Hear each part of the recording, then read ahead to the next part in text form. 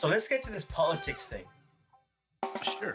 Have you always, I'm guessing you've always been interested in local politics from the perspective of, you know, you want your neighborhood and your community to feel good, to be, I don't know, like you're just interested in making where you live a nice place.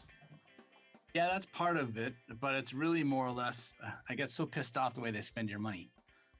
Like the stupidest things. And I didn't really plan on running. Well, first off, let's go back a bit. It's, you know, you're a baseball fan. Some people are hockey fans. Sports is like my baseball. So I enjoy watching it. You know, I pay attention to a lot of different provinces and what's going on in there and federally and such. And, you know, you start watching certain people and you see what they act like, just like you would any kind of sports figures. And you think, I can do better than this guy. You know, and you're watching someone swing at something or do a, whatever they call that stuff in sports. There's the sporting stuff that they do. Those words that involve balls. Yeah. No, you think to yourself, I can do better than that. Okay. All right.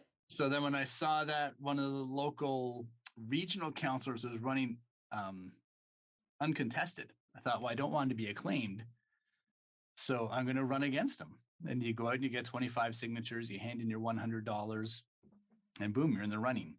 But then it's the little things that they don't tell you.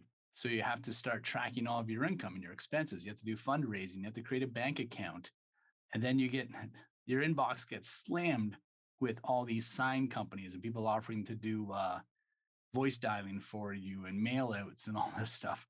Okay, and let's yeah. Okay, so let's pause there. Let's get a little bit further back. You've liked to make these videos of traffic or cars or accidents in Brampton.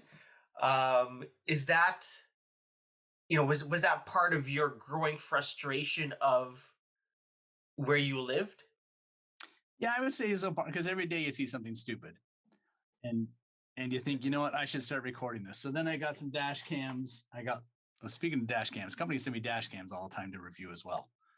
And I started making videos of that. Then I'd start mounting my GoPro on the side of the car and catch videos that way. And it just kind of grew from there. Like before you know it, those videos were getting tens of thousands of views. And then I made a video about a stop sign in my neighborhood that just wasn't, no one was stopping at. So at the time I was watching a lot of Casey Neistat videos, and that was the first time that I really switched my style of making a video, like the way I edit it and create it and use it for shots and such. And then that video got like 90,000 views, and I put it on City TV. They picked it up. They sent a reporter here and we shot a little thing. And then they ended up reaching out to the local city councillor and say, what are you going to do about this? And the city councillor had no idea what was happening. I completely caught him off guard. And that is what kind of started my getting interested in local politics. I'm like, how can this guy not realize that someone's going to die here? Yeah.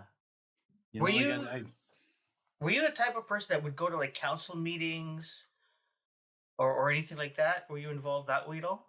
No, I was not. But after this, like after running, I've decided, I met up with a bunch of other candidates who also lost. And we're going to create something called the Brampton Council Watch, where we'll take turns going to council meetings and then putting that kind of information up on Facebook and such to let people know exactly what's happening in these meetings. Like there's one guy on Reddit, and his name is the Brampton Recorder, and he goes pretty faithfully, and I met him a few times. Really nice guy. You know, but that's just one side of the story, and if you can't make it, that's why I thought if we get 3 or 4 or 5 of us all together and we just all take turns attending meetings, whether it's online or in person, then we can start tracking, you know, what's happening there and where our money's going. Because some of those are also, most videos are online, but to sit through like an hour and a half or 2-hour meeting, it's like, oh my God, this is really dry. So you need to highlight the spots that catch someone's interest. Yeah, there's a guy in Toronto, Matt. I think his online handle is Graphic Matt. Oh, yeah. And he is one of a few people who cover like local politics. So he has a newsletter that he'll send out, He has an issue that's called the lobbyist. So he keeps track of all the lobbyists that that are in contact with the politicians. I don't know if it's a Toronto bylaw or Ontario where you have to register not just to be a lobbyist, but you have to register all your meetings. They have to be public. So lobbyist X has to jot down all of her meetings with all of the even if it's a call, they have to log it down and it's public information, so that any resident of Toronto will know, hey, my local representative um, seems to be really busy meeting with all of these lobbyists, or lobbyists about real estate or about Ferris wheels on the islands or whatever the case might be. So that's really interesting, and he'll cover all the votes that happen in council, and that's like I think he puts it up on Google Docs, and anyone can go in and see how your representative is voting on whatever issues. That's a great idea. Yeah, go check that out. That might give you and your group some thoughts on some of the things you might want to cover locally. With and local news is something that you're not finding on TorontoStar.com or globalmail.com. That's not what you have to sort of dig and find somebody local like you Actually, have on Reddit that covers something, that covers yeah, your well, each city town. has its own subreddit, and then they're controlled by moderators. And sometimes they get a little biased, or the moderators get a little heavy-handed. But I did find a local paper, a local online site in Toronto. I think it was called the local.co or the local.to, perhaps. And it's kind of like a local online blog. In Brampton, we have one called the Bramptonist, and then we have the Pointer, and we have Brampton Focus. But they all have a bit of a personal slant to them, a bit of a bias. And it's still interesting reading, but there's such a desert of local news. And it's a real shame because, you see CP24 and CTV combined, and then you got City TV, and you got these larger conglomerates which are owned by telecom giants. And I don't think that they're really pushing the local news unless it's like either a feel good story. Yeah, or Drake is popping into town. One of those. Yeah. Yeah. And Yeah. Toronto and the GTA is such an interesting, diverse area. I mean, you get all like in Brampton, we have a high Sikh population, and then we have a lot of Tamils, and they have their own media sources, but there's a lot of lacking in the English ones. So I thought we could go out and promote this as well. And you don't make anything off it, but you're not here to make money. You're here to let people be informed, right? Absolutely. So you register, you find out you need 25 signatures. They can be anyone, or they have to be in Brampton. They have to be in your ward. Where are these 25 signatures coming from? Yeah, they have to be in Brampton. And what they do then, you need 25. My advice, if you're going to do this, get like 50, because someone's going to screw something up.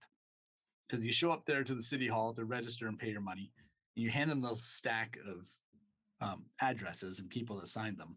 And then they go into this back room and they compare them to tax records. Yeah. So you wait like 15 minutes and you come back out and they're like, okay, you're good to go. Here's your good stack and here's your bad stack. And sometimes like I just squeaked by, I think, with 31. I think I had 45 signatures and 31 were validated. 31.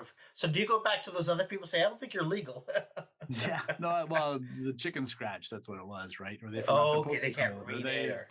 They put first initial, last name instead of full name, for example. So you can't go with like a M Dancy. You have to go with a Mike Dancy or a Michael Dancy. Okay, so like legal name. And it's not even like on a piece of paper, like proper forms need to be filled out by these people. Yeah, well, they send you, they give you like the form that you have to fill out and a bunch of different sheets. And then I photocopied a bunch of other ones just to make sure I had enough. And then they hand it back to you along with this really thick book, which I have back there somewhere, of different rules and regulations. And then from there, you go to, you're on your own for a little while. No one tells you what to do. It's not like there's a guidebook or a handbook telling you what to do.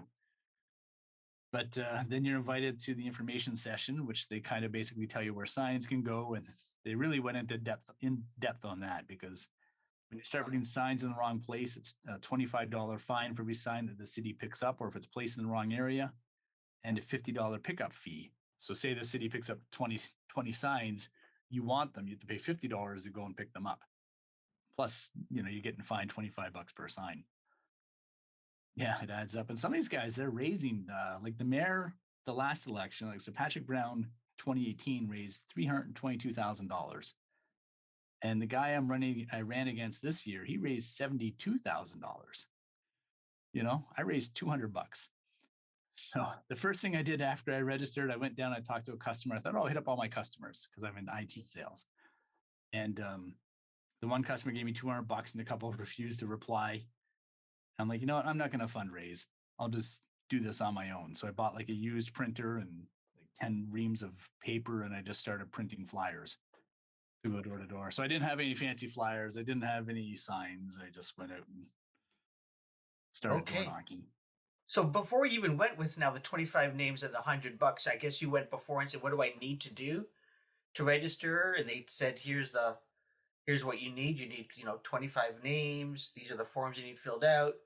You need $100 payable to Brampton or whomever. Give it to us by this date and you're good to go. Yep, it's all on the website. It's $200 from the mayor, $100 for city councillors. The forms are downloadable, like PDF documents. And then you show up there and you can either hand them a check or just do debit like I did. I don't think they take cash, but didn't really matter. Yeah, and then that's it. And like, all right, here you go. And you're like, now what? So are you talking to your family? Are you sitting down and saying, okay, I'm going to run for councillor. I'm going to be really busy. Like, is there a discussion or do you all of a sudden show up one day at home and say, I'm running for councillor? Like, what was that? Yeah, I don't plan things too far in advance. And I don't give things a lot of thought before I do them. So I just kind of came upstairs one day and I'm like, I was thinking, well, first off, one of our city councilors decided to go join, like she quit in June to go join Doug Ford. Like she was a city councilor, who then became an MPP. And I got thinking, I'm like, well, should I run for her spot? But then I saw it was really starting to pile up. Like when you go to the website and you check to see who's running, and then before you know it, there was like 14 people there. And I thought, well, this guy's only just himself and no one's opposing him. So I think I'm going to do that. So I went and told my wife, I said, hey, listen, I'm thinking of doing this. What do you think? And she's basically told me that I'm an idiot. So she's like, why would you want to do this? It's a lot of work. And I'm like, yeah, but I have this mentality in life where I want to try everything once. That's my only goal in life. I want to try everything once. I just want to experience as much as I possibly can before I die. And I thought, well, let's try it. What's the worst that can happen? And then my first thought was, my only thought during the whole campaign was, I don't want to be last. And then I know. Okay. Fair enough. Right. And after that, I'm like, you know what? I just want to show my kids that if I go out there and put an effort into this, even if it's a marginal effort, that they'll see results. So I recruited them as volunteers. I got some t-shirts made up that said Michael Dancy, candidate for Regional Council Ward 7-8 here in Brampton. And then I realized that you can't exactly wear those when you're walking the dog on city property, which was my plan. I thought, I'll just walk around all the city parks wearing this shirt. And you can't wear that? Not on city property, no. Like you can't wear it at the farmer's market. You can't wear it to like the area where I go like to the dog park, for example. You can't wear it to like walk on the paths. You can only wear them. You can only promote yourself on sidewalks. So I'd wear it while walking my dog on the sidewalk. But then, yeah, it was just a matter of I was talking to everybody everywhere. Like I'd be in line at McDonald's and I'd start up a conversation with some guy. I'm like, so where are you from? And he'd tell me, I'm like, oh, that's my ward. And then I'd tell him what I'm doing. I said, hey, I'm running for this, and get into a conversation at McDonald's, or I just approach as many people as I can. And to be honest with you, I was really surprised at how it all turned out. Like I was running a close second there for a while. And at the very end, I ended up coming in third, but I still got over 2,000 votes compared to the guy that won his seat back, like Pat Fortini. He got 4,770 votes, I think. Second place got 2,900 and something, but he didn't really start ramping up until like the last week. And then you see his signs all over the place. I had no signs and no budget and no team, and I still got over 2,000 votes. I came in third. Huh. So, yeah. Yeah, it's pretty. Now, Like out of 7 people. now you're thinking, eh? Yeah. Like, do you start thinking, oh, if I just recruit someone to do fundraising, if I recruit someone to be my campaign manager, if I recruit, like, do your wheels start turning on what could be 4 years Oh, from now now? it does. Now that I've kind of, I had a friend of mine works with Doug Ford. He's the IT guy there, and he was telling me a few options, a few ideas. Another friend was a campaign manager in the past, and they told me a couple things. But in reality, I just ignored all their advice and just did what I was going to do anyway. And now looking back at it, what you just said there, I never thought of getting someone to campaign for my fundraising. I thought I'd just go do it myself. But if I was to find someone, it wouldn't be a bad idea, I guess, to say, well, whatever amount you fundraise, we'll split 50-50 or, 30-70 or something.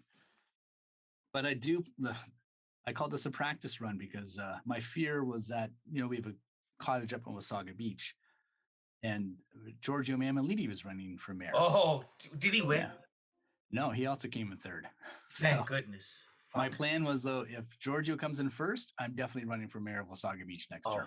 That was my plan. Fair enough. Fair enough. But we'll see how this guy does. Brian Smith got elected up there. If he does all right, I won't run in 4 years. If he absolutely sucks ass, then I'll run up there in 4 years and just move my address to the cottage. Yeah, it was it's when you get in the local, like the guy running for mayor of Toronto there, Gil, I can't remember his last name. Penalosa or something? Penalosa, yeah. I was really rooting for him. I thought he had a good chance. He seems like a decent guy. And yeah, if I could have voted in Toronto, I would have voted for him. Interesting. Yeah. This talking to people in McDonald's, in lineups, as you're, in the farmer's market, as you're walking the dog. Is this the real Mike Dancy? Like, were you doing that anyways, just chatting with people? Hey, how about those leaves, those Jays? Or was this like you coming out of your shell? No, I'm in sales. I talk to strangers all the time, and it drives my wife nuts. And we'll go everywhere. Like even last night was meet the parent or meet the teacher or whatever it was. So we went and spent like 20 minutes meeting teachers. Then we spent almost an hour just talking to people we didn't know. So I just like talking to people. I enjoy the same as you. Like, oh, are you kidding me? I could not do that. Really? You're doing this podcast? Oh, that's just me and you. Like, there's no one else. We were invited. So Humber College just opened up a new graduate school. And the company I work for, we support a scholarship. And so they invited us out there, and I went there. My coworker hadn't arrived. I grabbed a drink. I found a table in the corner. I just stood there. People with food would come around. I'd pick, and if one of the organizers didn't come up and start talking to me, I would have spoken to nobody there. Yeah, oh yeah, I'm happy. I now go to, events like industry events and stuff, and I'm happy not talking to anybody if I don't know them. Oh, I'm the complete opposite. I was always in the dating world. I was always not just the wingman, but like the break the ice guy. So my friends would be like, "Oh, there's a group of women over there. Go talk to them." I'm like, "All right," or start small talk, and I would just get right in there. I'm like, "All right, let's go talk to people." And then even now, like if I walk into a room and I see a small group of people or whatever it is, a big group of people, I'll just work my way in there, and before you know it, you have like 20 people around you. You're just talking and engaging with them. Interesting. So you said something earlier about there's a bunch of stuff you don't know, and you talked about like where signs can go and where signs can't go. I don't necessarily want to talk about signs, but were there stuff that you didn't know? You talked about having a bank account and keeping track of receipts and stuff. What other things sort of like surprised you? I gotta do that. I have to do this. Oh, well, let me get at the list for you. Oh yeah, let's do that. It was like I knew I thought that there would, the one person who I talked to who was a campaign manager before, he's like, do not go to debates. That was his advice to me, because a lot of times I am not a very politically sounding person. When it comes to words, I like to stick to one or two syllables. I don't like to use any large words or any vocabulary that I don't use on a day-to-day basis. So he advised me to not go to debates. So that's why I was just going door to door to door to door to door. And I wasn't talking to large groups. Like a lot of these people would go and talk to their congregations at various churches or temples or such. And I had no groups. And it was probably a good thing because I offend a lot of people sometimes. But I do wish, like, my one regret is I did not go to a couple of the debates, like the Brampton Board of Trade. It turned out to be a larger debate than I thought it would be. Like more people would be interested in and watching it and invested in it. Whereas I've never really been a fan of Chamber of Commerce's or boards of trade or anything because I never saw much of a use in them before. But I do regret not going to that. If you're going to get into this, attended debates. You know, you have to. I did a couple of meet and greets with union clubs, for example, when the QP 831, which is our local municipality union. I went to that, and I wish I would have gone to more because it was really enjoyable. Not only are you meeting the staff that work for the city and hearing what they have to say and all the frustrations that they're having, you meet other candidates. And that's when I started meeting some really interesting candidates, along with Twitter. Twitter was like my number one platform in this whole thing. But, you know, how many people do you know that use Twitter? Like you might, and I might, but I bet you the people that vote in your life don't. So it's an ineffective tool. You're just farting in the wind with it, really. Yeah, you learn to regret a few things. But, you know, on the positive side, though, is when I was at door knocking and then people would drive by. Like I'm out going door to door to door walking, and people would drive by and they would stop their car and they'd want to talk to me then. It's like, oh, I saw your name or I got your flyer. What do you think of this? And then you're talking to, you know, you're creating momentum when people are talking to you in the street. So that was the high point, I'd say, as well, too. And then you get people start following you, like sending you emails and giving you words of encouragement. And Oh, that's amazing. yeah, it was a lot of fun. And then I had a few TikTok videos. I thought to myself, well, I'll be the only candidate using TikTok because that's what I put as my social media platform. And like I said, I have about 130,000 followers on TikTok. But the problem with that is they're all over the world. So you can't really narrow it down. And then a few videos got like one video got like 150,000 views and a couple got between 5 to 10,000, but it's not targeted. And then the mayor, the guy running for mayor, Bob Singh. So there was Patrick Brown, Nikki Kaur, and Bob Singh. And Bob Singh was using TikTok and he was getting like 500,000 views on every video. But he was dressed up like Bob the Builder sometimes. He was kind of like a version of the Ken doll that you just dress up in different outfits. And it was more that people were making fun of him than him getting across a message. So I guess there's the right, you know, social media is not going to be the best tool for campaigning. Yeah. That's interesting. Okay, so so the money you raise $200. You've got to sort of account for that and then account for, so even if, can you use your personal stuff? Like if I had a printer here, my own printer, and I went out and I bought paper, my own paper, paid with my debit card, and made flyers, do I need to account for that? I can't just say, well, it's my personal stuff. I don't have to keep account for that. You probably wouldn't, as long as the donations match the expenses, right? They're not going to, there's a level of $10,000 where over $10,000, you have to bring in a CPA to monitor your expenses. Under $10,000, you can fill it out yourself. So raising $200, I spent $65 in this laser printer and I spent, you know, $100 on paper, say. And there's most of my budget. Then I bought my volunteer team lunch one day. You know, there's my $200 gone like that. But I also, like, I already host a website with my own money. I didn't put that on there. You know, it's $10 a month. And little things like the shirts, I didn't get a receipt for that because I paid cash to a local person that prints them, like one of our neighbors that makes shirts in her basement. You know, I didn't claim that. So there's a lot of little things that, when you're talking small town politics, Brampton's not a small town, but when you're talking minor costs, I don't think they're going to come hunting you down with a pitchfork. But when you get into big, like in Brampton, they probably have it in Toronto too, but you can see the 2018 candidates and they file all their expenses. And it's really interesting to see the breakdown of it. I didn't start reading it until after the election, but you're curious to see where they're spending their money on. Like these campaign managers are taking a large chunk of it as well, too. For doing what? That's money. You need big money if you're going to win. But I think that I proved to my kids anyway that, a little bit of money and effort can go a long way too. You can hit above your weight group if you just put in the elbow grease. How much time do you figure you put into this? I don't know. I mean, every weekend for 4 weeks, a lot of after hours.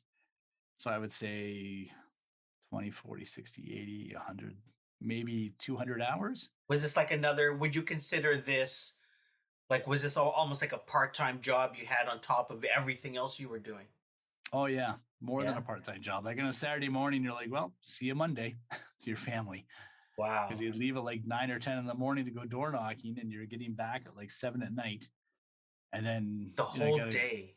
Yeah, you got to. And it's you. Like, were there people with you as door knocking? Did you have some volunteers? No, it was just me generally. Like there'd be times I drop my kids off in one area. I'm like, all right, go drop flyers at this street, and they'd do it for like 3 or 4 hours. But yeah, I'd be out there after work and on weekends and just going door to door to door. But like I said, I enjoy talking to strangers. Like I used to sell door to door stuff back when I first got out of high school. I couldn't find a job, so I joined this company where we drove across Canada selling door to door. It's called Spray Clean, like it's like Windex. Yeah, and you really learn rejection at that point. With the door slamming in your face. At 18 or 19, whatever it was. Oh my goodness. What were some of the things that similar to you, I enjoy following politics. And it's interesting what people will put in their flyers as I believe in a Scarborough that is this, that, and I'm thinking you have no control over, this. You don't have a vote on police budget or whatever, bunch of stuff that they'll just put on. So like as you're going door to door, were you sort of thinking about these as people are talking to you, about all their likes and dislikes about city services, and what are people interested in talking to you about? Well, yeah, at the start it was a lot of neighbors being upset about speeding cars and people running stop signs and bad drivers and such. Like, okay, well, that was my tagline. It was little things, big differences. So I wasn't there promising anything new, like a cricket stadium or anything. We already have a hospital on the go and we have a university on the go. And the last council was talking about a cricket stadium. But I would just tell people, I said, well, I'm not here to build anything. I'm just here to make what we have better. But then people were talking about the little things. And I'm like, well, it's going to take a bit of work, but we can think about it. And then I realized like one of the videos I made, one of the TikTok videos I made was about speed cameras and how Edmonton raised $50 million off speed cameras in 1 year. Yeah, $50 million. I mean, that's 10,000 houses paying $5,000 a year in property tax. That's a lot of money. But then afterwards, I was talking to someone and they're like, well, you realize that money is split 60-40 between the courts and the province. The city only gets a small amount of that. And I'm like, oh, well, throw that idea out the window. Or you say something. What did I say? That I was talking about giving homeowners a grant to help expand their house to make a rentable unit. And then I started listening to more podcasts, and like the Region of Peel already has a podcast called Peel Housing. And as I started listening to that, I realized there's already a grant out there where they give homeowners money to help make their house have a rental option. But you know what? They're not doing a very good job of promoting it. Right. So that was my other thought. I thought, well, if I get in, I'm going to be the biggest voice that Peel Region ever had. My job is I'm just going to go out there and say, this is what we have and amplify it because they're not really getting that point out there. They put it on the website and I think everyone's going to read it. Well, they don't. So you need to go out there and like literally put it in someone's face and tell them what's happening. But yeah, it was I think the question I got asked the most in every door was like, what party do you align with? At municipal elections or municipal level politics, you don't really align with a party.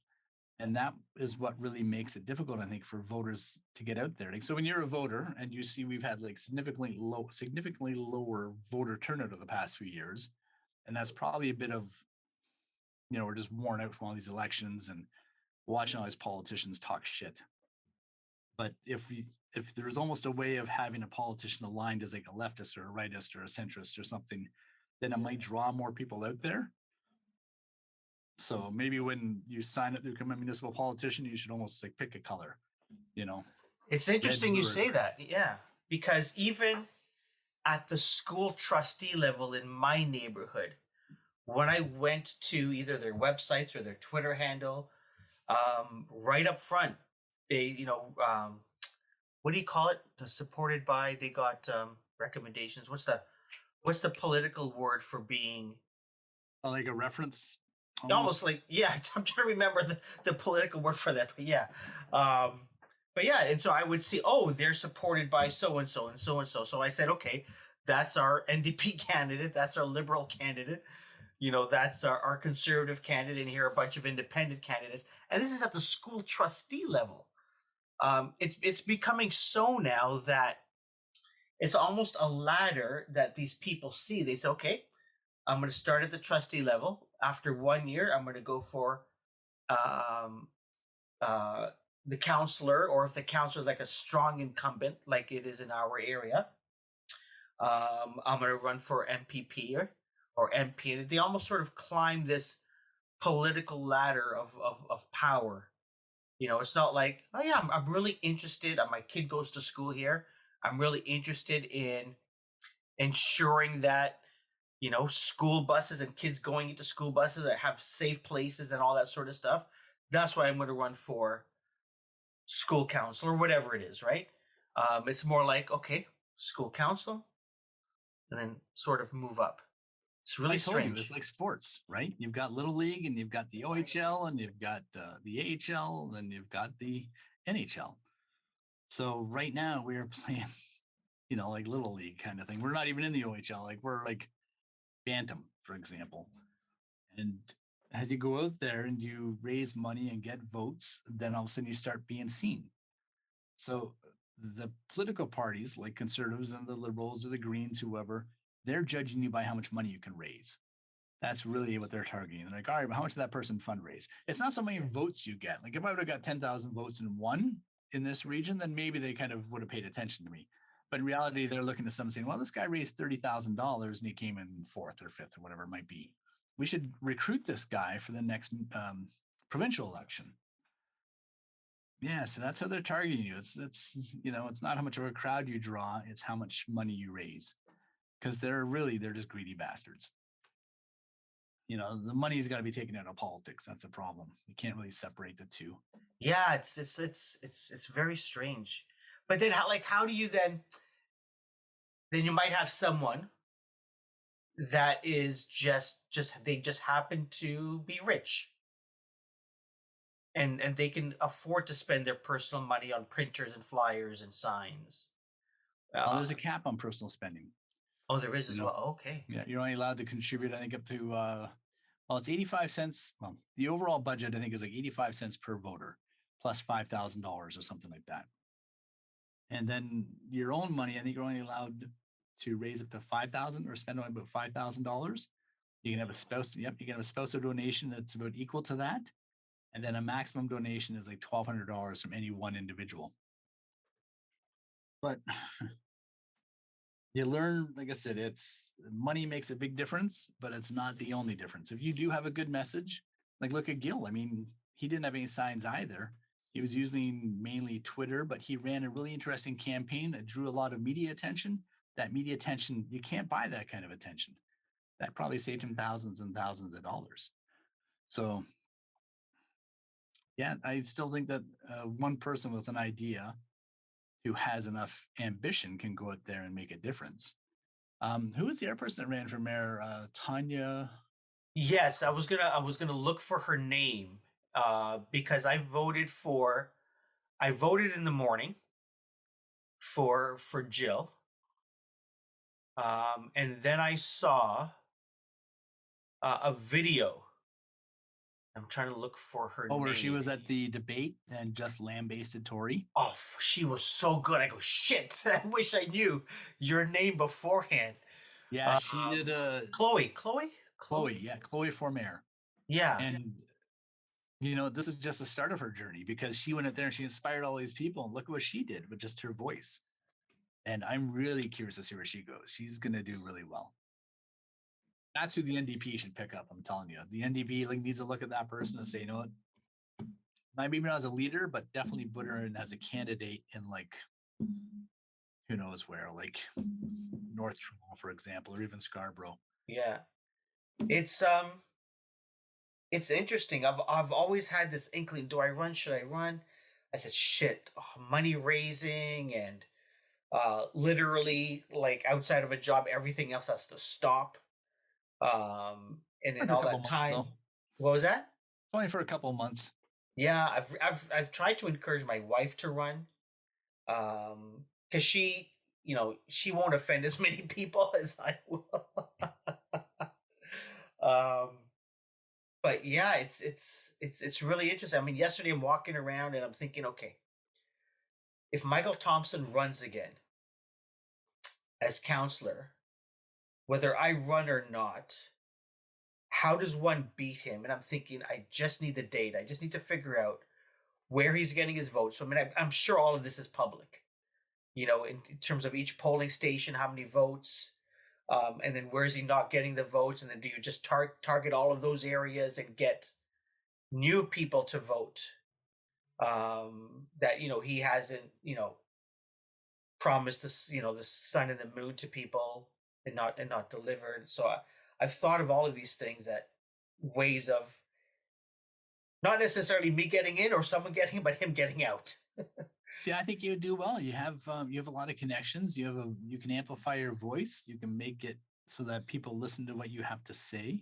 And all you have to do is look through your back record, like your back catalog of podcasts, for example, to see where your opinion sits on a lot of things and who you've talked to. And you just ask those people for recommendations. As a recommendations, we still haven't figured that word out. But yeah, because they also carry a lot of weight with their audience. So if, for example, like when you talk to Biff Naked, for example, and say she would say, well, I support Krim Kanji for this. I mean, she's got a large audience, and that audience is pretty left leaning. And, I'm sure a lot of it's in Toronto. So you just kind of have to line up your ducks and put all the wood behind your arrow and deliver a really tight, concise message, and just have everyone behind it pushing that same message. Well, I know where I'd get a used printer from. I know a guy in Brampton.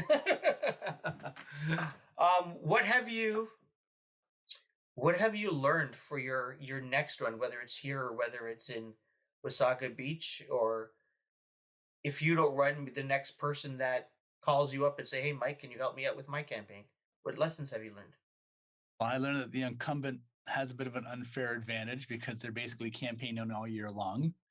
They're using the city dime to go to all these group meetings and these group events and flag raisings and street name changes and renaming parks, and they're in front of the audience. So it's a bit of a unfair advantage.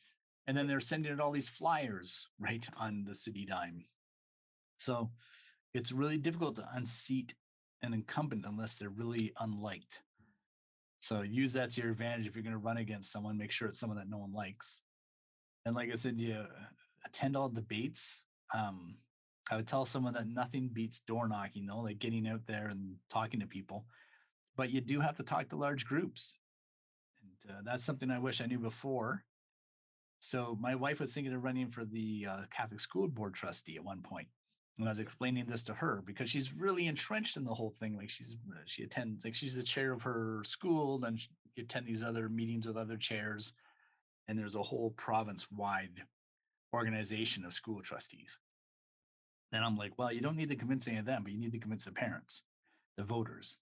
So that means going to these group events. And she's also painfully shy. Well, she was really shy when I first met her, but now she's a little less shy. But still, you got to get over your fear of public speaking. That is for sure. You got to get over any fear of approaching people and talking to people. And you got to, as soon as you get talking to these people, you're opening up like honest conversations with what drives them nuts. I mean, it's not like it's small talk about the weather. It's like you're right in there with whatever is really bothering them and what ideas they want to see addressed. So you have to be open with that. You have to be really ready to just kind of reveal yourself and your inner workings to other people. But that's what drives an interesting conversation, though. Were people interested in where you stood on issues, or did you find yourself more listening to what their gripes were and sort of nodding along? Like, how did you, as someone who's opinionated, how did you sort of balance? Like, did you find you wanted to balance things to get someone on your side to potentially vote for you, or did you say no? I don't. This is what I believe. This is what I want to do.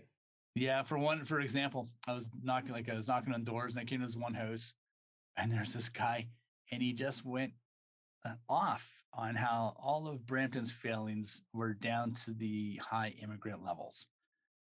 And at that point, I'm like, dude, if you vote, don't vote for me. I just basically told him this. I said, you've got the wrong attitude here, and this is going to drive you to an early grave if you keep worrying about it. I said, you got to embrace the change because change is going to happen, and you can't fight it because it's just going to give you a heart attack. And then I had a couple meetings like that. And at that point, you don't even bother trying to argue with them. Like, why sit there and waste all your time and energy on someone whose mind you can't change and who probably won't vote anyway? So you learn just to kind of like, well, walk away. Say, well, thanks for your time. Nice talking to you. And then off you go. And I just like saying stuff like, see you next Tuesday. Because, Oh, I just got that. Okay. Yeah, that's my mentality. That's my thought on it. I'm like, all right, see you next Tuesday. That's what Rick Mercer would say. But yeah, there's a few people there that annoyed me. Then there's a few people there you think you should be running because you're really have some great ideas and you present them well. They're just afraid to get out and talk to the public, really. Yeah, it was eye-opening though. And there's a couple people, one person I talked to, and he's like, well, I don't vote anyway. I'm like, well, you don't vote, which is good because, and he had this big house and he was like, had a boat up front, his big pickup truck. And, he's got a good life. And I basically said, well, just because you don't vote, that doesn't mean that someone's going to vote against what you like. And they're going to come here and they're going to knock down your house and they're going to build it all into a big apartment building. And where are you going to go? And I really hope that sank into him that, if you don't vote, change is going to happen with or without you. I think that really sank with him because at that point he's like, what do you mean? I'm like, well, we could rezone this whole area and make it all affordable housing. What are you going to do with your boat and your truck then? Where are you going to park it? And that he just lost his shit at that point. See you next Tuesday. Wow. This has been really interesting. Really interesting. You have any I want to ask you, spend a couple of minutes on what's going on in Brampton. But before I get there, any stories? Is there, I'm sure you have tons of stories, but is there like one or two stories of people you've met or meetings you went to that, I don't know, either left a bad taste in your mouth, made you laugh all the way back home, or Well, I'll tell you one. So I'm door knocking in this area and I'm talking to this woman who was complaining about traffic, for example. And as I'm talking to her, like I'm facing her, she's facing the road because she's in her doorstep. And she just kind of looks like she stops talking and then she looks beyond me and her eyes track this vehicle following behind us. And she goes, that's the guy you're running against and he's watching us. And then I saw him pull up to another house around the corner. I'm like, oh, okay, well, thanks for letting me know. Like I knew who he was. So we ended our conversation and I started walking towards him and I was putting flyers in the mailboxes and such. And he looked at me and he turned away. Then I went to the next house, put the flyer in the mailbox. He's like, that's my daughter's house. And I'm like, well, did you want the flyer to give to her? I walk over to him and I'm like, "Hey, Pat, how's it going?" And I said, "I'm not here to fight with you." I said, "I'm just here to give people a choice. That's all. I just want people to have an option to vote." And then he just went off in this tirade for a second. So this is the incumbent. This is the guy I'm running against. And he just went off in this whole little tirade for a second about how much the mayor is paying me to run against him. And he's really paranoid. What? Yeah. But it makes sense because, there's so much shady shit happening at City Hall. But we talked for probably about 30 minutes, maybe 20 minutes. Yeah. And he was like, "Listen, if you really want to get into this job, this is what you have to deal with." And he showed me his phone with like the stack of emails and shit that people send him every day. And we had a really open discussion about what working for the region was like and working for the city and everything else. And at the end of it, I'd grown a lot of respect for him. I'm like, well, you know what? If he does win, I'm going to still stand behind him 100%, because I know he's got a lot of headaches to deal with and he's got to fight all these battles that are coming from all different angles. So yeah, it opened up it opened up my eyes to what he has to deal with. And the election was just one more needle in his ass that he has to put up with every 4 years. But it's not like he ran for the money, but originally he ran to help people just like anyone else would. At least that's what you like to think.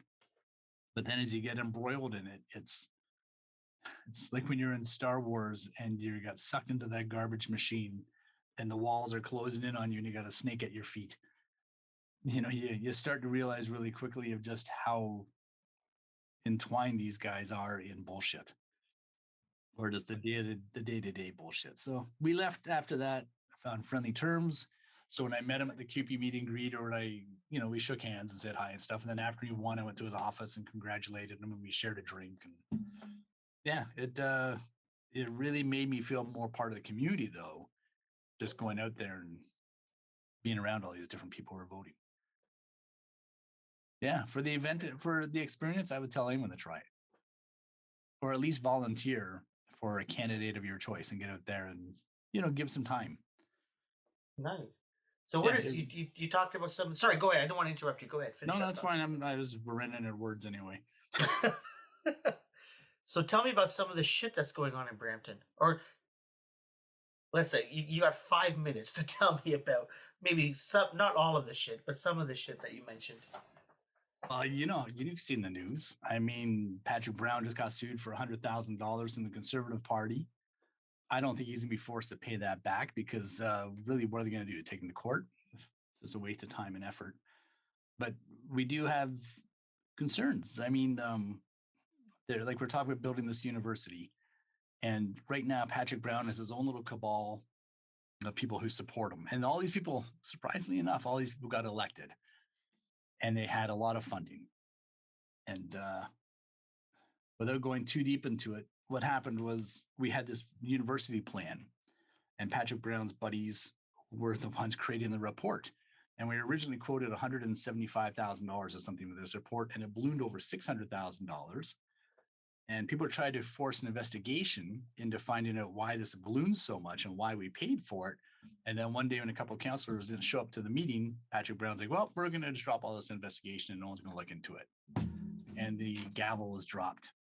And we'll never find out what happened to our $600,000. But at the same time, he was somehow able to raise $300,000 to run for the federal Conservative Party. Where did the $300,000 come from? That's my question. That's one of the reasons I was running too, because I wanted to dive into that. And then the other person running for mayor against him, the whistleblower, Nikki Kaur, she's not really bringing anything new to the table. She was just hoping to address the scandal and everything that was going on with the city's finances. Money's being thrown out left, right, and center. I mean, Brampton is they're wasting their money.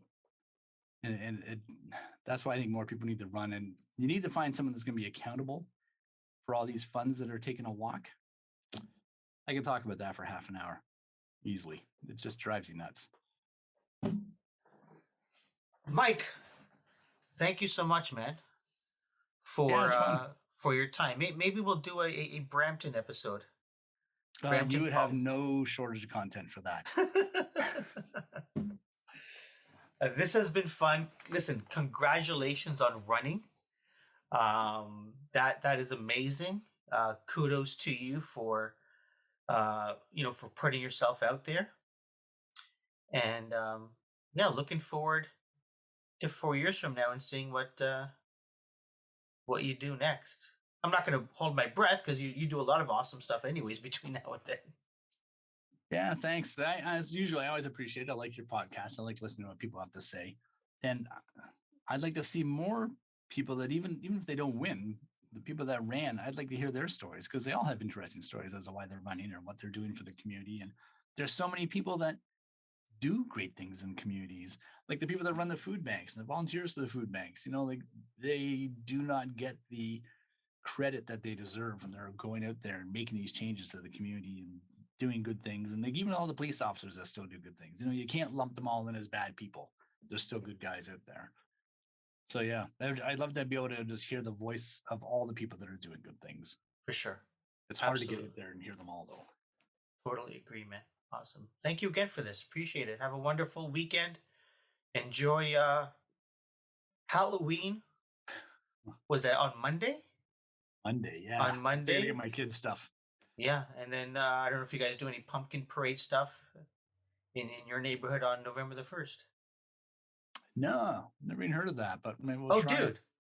So I don't know where it started, but we've been doing it in our neighborhood for 7-8 years. And it's basically everyone's got these jack-o'-lanterns and pumpkins that are all decorated that they eventually are going to throw out. So what happens here in Toronto is you register to have a pumpkin parade. And so there's a permit to be had. So I don't know if it's $25 or whatever.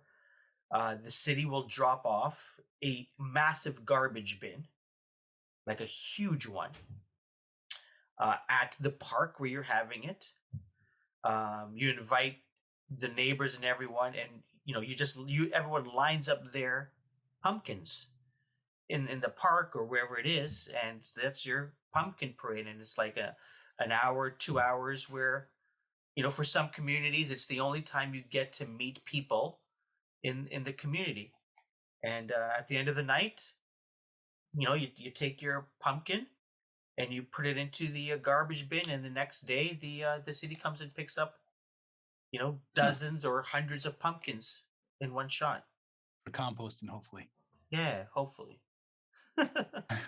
yeah. So that's a pumpkin parade.